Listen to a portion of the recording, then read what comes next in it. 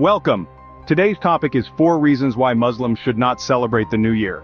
We'll be delving into a thought-provoking discussion, exploring a perspective that you may or may not be familiar with. We'll uncover 4 reasons rooted in the context of Islamic traditions and global occurrences that can influence a Muslim's decision not to partake in New Year celebrations.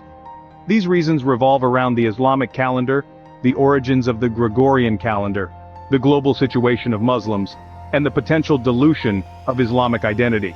This video aims to offer a fresh perspective and foster understanding among different cultures and beliefs. So, without further ado, let's dive into the first reason. Firstly, it's important to understand that the Islamic calendar is different from the Gregorian calendar.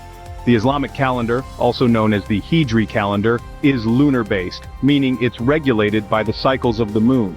This calendar has 12 months, just like the Gregorian calendar, but each month begins with the sighting of the new moon, which means the length of the months can vary between 29 and 30 days. Now, you might be wondering, why is this important?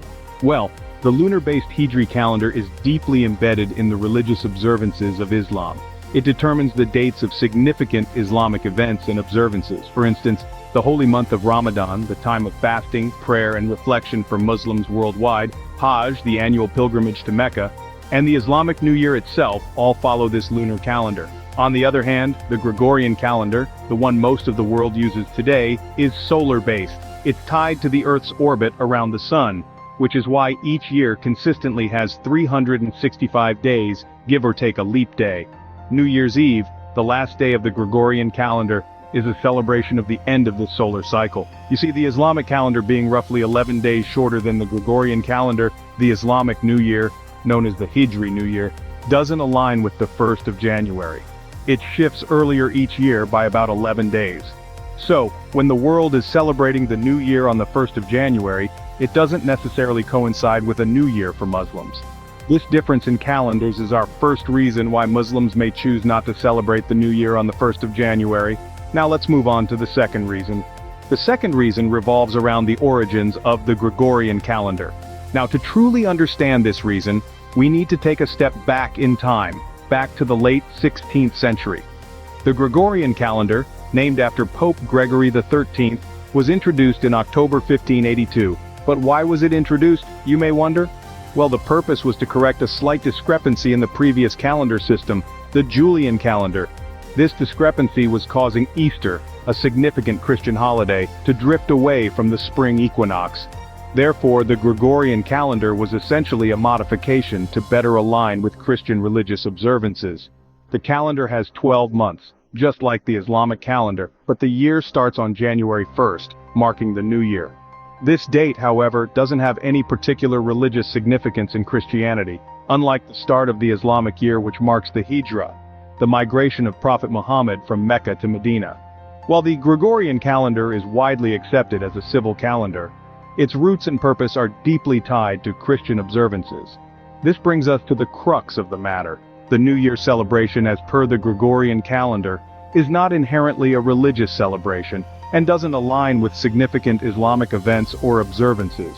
So for Muslims who hold their religious beliefs close and aim to align their lives as closely as possible with their faith, celebrating the New Year according to the Gregorian calendar may feel out of sync. It's not about rejecting a worldwide standard of timekeeping, but rather about maintaining religious integrity and focusing on Islamic significant times and events. Understanding the origins of the Gregorian calendar gives us our second reason. Let's proceed to the third reason. The third reason considers the global situation of Muslims. As we navigate through the 21st century, Muslims around the globe face a myriad of challenges. From prejudice and discrimination based on faith to conflict and strife in various parts of the world, there's no denying that the global Muslim community is grappling with some serious issues. Let's delve deeper into this. Prejudice and discrimination are not just abstract concepts, they're harsh realities that many Muslims face on a daily basis. From being unfairly targeted due to misconceptions about their faith to being marginalized in their societies, these challenges can be daunting. And then there's conflict. In different corners of the world, Muslims find themselves in the midst of strife and turmoil. Be it political instability, economic hardships, or social unrest, These conflicts often result in suffering and displacement for countless Muslims. In light of these realities, some Muslims might find the celebration of the New Year to be inappropriate or insensitive. The New Year, with its promise of new beginnings and fresh starts, might seem out of sync with the realities that many Muslims face. Celebrating while others suffer could be seen as a lack of empathy or solidarity with those who are less fortunate. This is not to say that Muslims should not look forward to the New Year or hope for better days. Rather, it's about being mindful of the bigger picture, recognizing the challenges faced by the global Muslim community, and understanding the sentiments that might make the celebration of the New Year seem less appealing to some. The global situation of Muslims forms our third reason. Now on to our final reason. The final reason is about the preservation of Islamic identity. Imagine for a moment a beautiful, intricately woven tapestry. Each thread represents a different part of your identity, a different belief, a different tradition. Now what happens when you begin to introduce foreign threads into this tapestry? The original design, the original identity begins to change, to morph into something different. This analogy is similar to the concept of preserving Islamic identity. You see, every faith, every culture, every group has its own unique set of traditions, celebrations, and customs. These elements are not just mere practices, they are a part of who we are, they form our identity. They give us a sense of belonging and remind us of our roots. And in the case of Islam, they connect us to a rich and profound tradition that spans over 14 centuries, and links us to millions of fellow believers across the globe. Now, when we participate in celebrations that are not aligned with our faith, it's like introducing a foreign thread into our tapestry, our identity. It's not about being exclusive or rigid, but about maintaining the essence of who we are. The concern is that, over time, these foreign threads could potentially dilute our Islamic identity, blur our distinctiveness, and disconnect us from our roots. It's important to note that this is not about rejecting others or their traditions, but about preserving our own. It's about respecting diversity, about acknowledging that we can coexist, interact, and learn from each other, without losing our own unique identities. So the preservation of Islamic identity is not just about maintaining traditions or customs, it's about safeguarding a rich heritage, a profound faith, and a unique identity that has been passed down through generations. It's about ensuring that this precious tapestry remains intact for future generations to appreciate, to learn from, and to carry forward. This concern for preserving Islamic identity wraps up our 4 reasons. These are the 4 reasons why some Muslims might choose not to celebrate the New Year.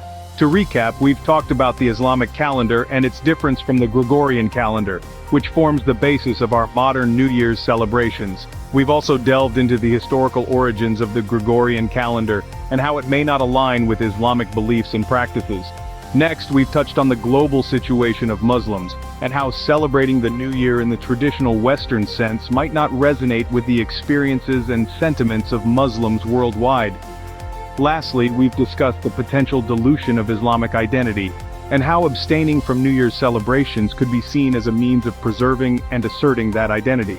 It's important to note that these reasons are not universally accepted by all Muslims. There's a vast array of perspectives within the Muslim community, and it's essential that we respect these differing opinions. We hope you found this video enlightening.